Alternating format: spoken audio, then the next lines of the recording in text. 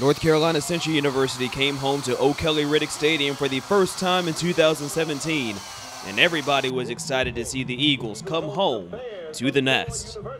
The Eagle defense set the tone early in the game as Antonio Brown and D. Harris got into the backfield for sacks on the same drive, collecting 2 of a total 4 sacks from the defense in today's game. That helped the Eagles burst into the end zone a couple times on the ground in the first half, with Darrell McClain and Isaiah Totten hitting pay dirt.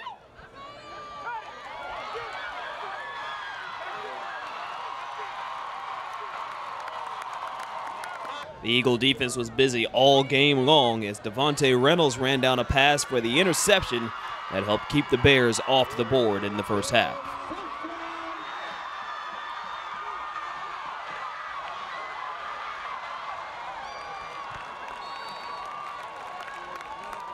NCCU got contributions from everywhere as Aiden Johnson hit a pair of field goals to put the Eagles ahead 20-0 at the half.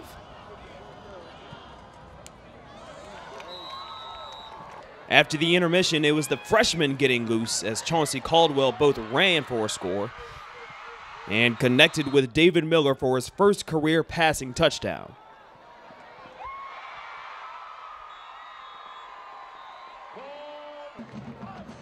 After that, Totten hit the end zone one more time for his second score of the day.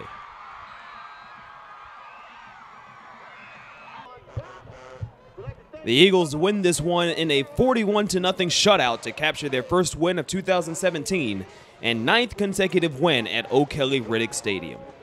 The Eagles now head into the bye and get ready for a primetime MEAC showdown with South Carolina State here in Durham on Thursday, September 21st. A win is a win. I'm glad that we end up getting the win, but we got to do a better job of executing on offense, and we got to do a better job of eliminating our penalties overall. It's one of those situations where, we got a lot of young guys out there, and they continue to learn, and we got to clean up a lot of things before we go forward. Was it just emotions and just getting caught up on some things that happened early and just kind of carry over the rest of the game? I think a little bit of it is a little bit of everything. Guys are trying to finish blocks out there. Sometimes they heard the whistle, sometimes they didn't. So it kind of looks like a personal foul sometimes, and then sometimes it was on us. Sometimes we were offsides. I mean, it was a combination of everything tonight. Just probably one of the worst games I've ever been involved in as far as the penalties and just the sloppy play. Did it kind of affect the flow and just kind of you guys get into a rhythm and like almost every other place like the flag was coming up? I think it definitely did. Early, especially in the second quarter, I think we had some explosive runs by Isaiah Totten, and we got some things called back, and we just never got in a rhythm. And the third quarter was just awful. I think we ended up punting twice in the third quarter at least, and we just never really found our rhythm until we changed quarterbacks, and he was able to do some good things for us, Chauncey Caldwell, but then he goes out there and gets a flag after the touchdown. What is it about Isaiah that has made him so successful in his first 2 games? I think he has a different gear than a lot of running backs that we have on the roster right now. And really, to be honest with you, a lot of running backs that we see on a weekly basis in the MEAC. If we do a good job of blocking for him and putting him in position to be successful, I think he can be a quality back for us. Seems like you guys got a good problem on your hands with Isaiah, Darrell, and Ramon. Have so many talented guys, but only so many touches to go around.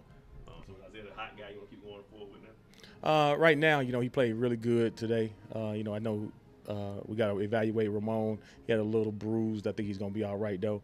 We just got to figure out a way to get all those guys some touches. We're young at the quarterback position, so we have to figure out ways to, matriculate the ball down the field. Our receivers got to come to play, and our quarterback has to improve his play as well.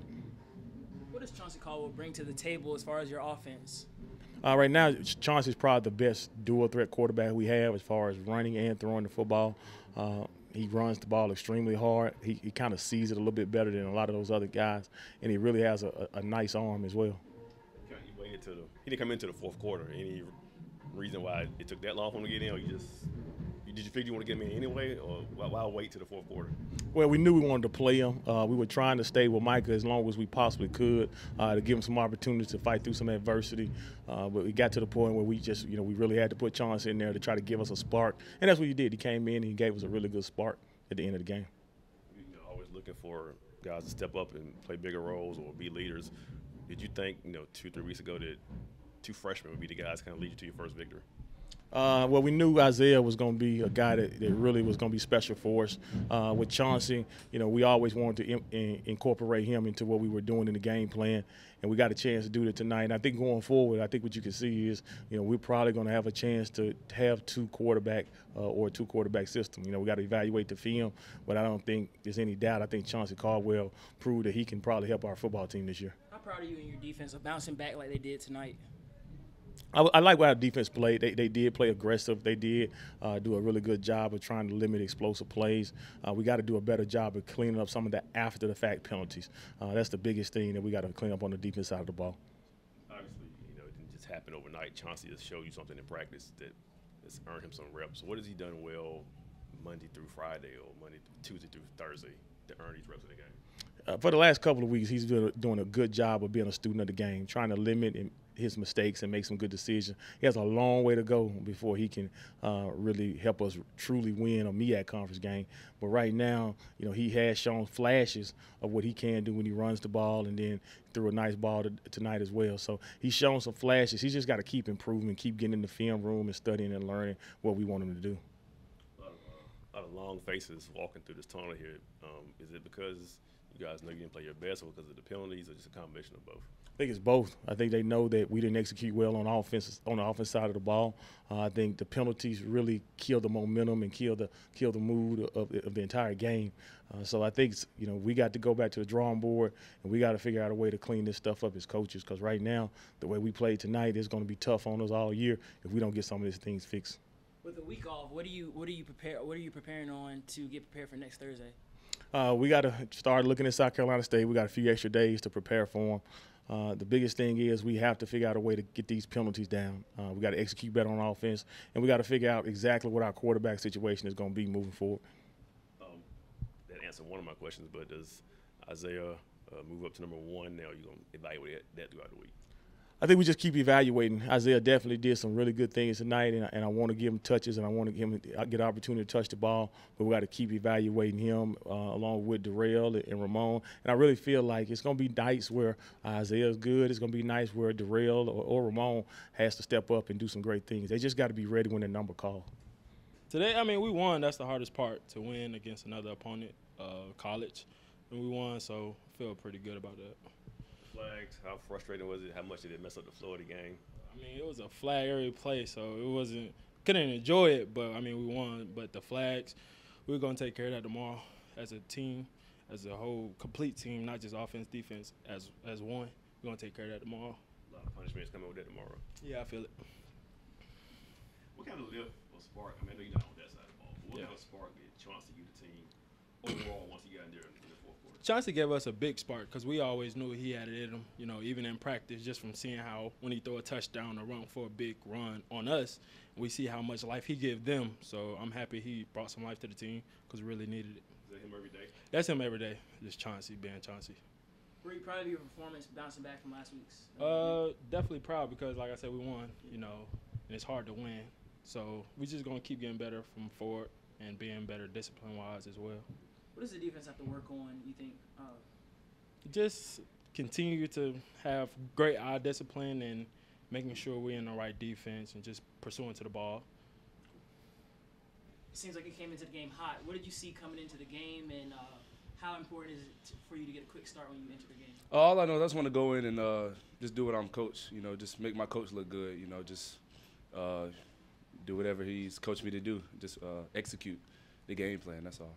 Did you know he taken up a couple series ahead of time you were going in, or did he just kind of call you in the spur of the moment? He just called me in the spur of the moment. He just called my number, and he stressed, since I came here to always be ready. You never know what your number calls, so just had to take advantage of the opportunity. Along those lines of always being ready, you stood around for 3 quarters, and bam, you came in and played well.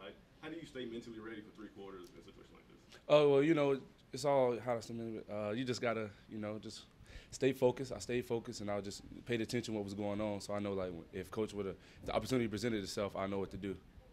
Hometown guy playing here in front of your fans, and were you nervous or excited? Which was it when we had on the field? I was more excited. It's just, I'm out in front of my family and friends who I grew up with, so I just wanted to let them know that the style of Central football that we play here.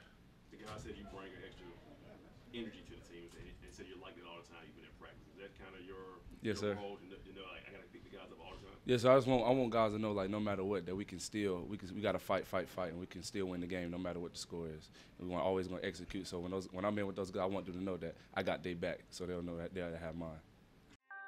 This has been an exclusive presentation of the NCCU Sports Network.